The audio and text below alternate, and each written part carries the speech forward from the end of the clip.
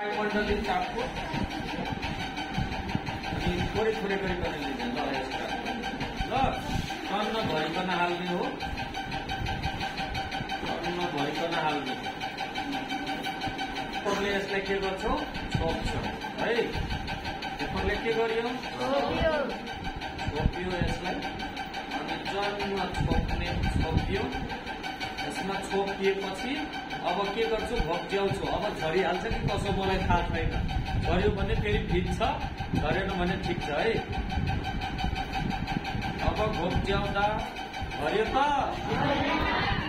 ल झर्यो किन झरेन,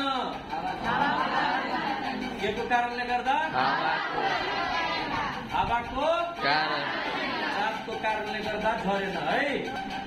अनि अब प्र्याक्टिकल गर्नको लागि होइन ल तिमीले ल्याएको त्यसैले तिमीले नै खाइदियो अनि हामी त्यसपछि यसको प्र्याक्टिकल गर्छौँ। हुन्छ, वायुमण्डलीय चापको अर्को हामी गर्दैछौँ है। यसैमा अर्को के गर्दैछौँ भने सब यसले फ्रुटी जम्मा खाइसक्यो, यसमा अब छैन छ, तर यसमा भएको यसले हावा तानिदिएपछि बाहिरको हावाले यसलाई के गर्छ खिच्छ, के गर्छ खिचेपछि यो चाहिँ कन्ट्र्याक्ट हुन्छ, खुम्चिन्छ होइन।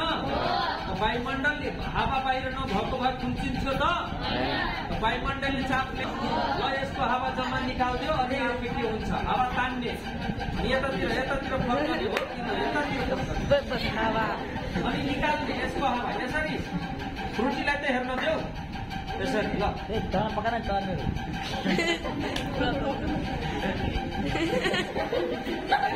हाँस्ने होइन हो ल गुड हो।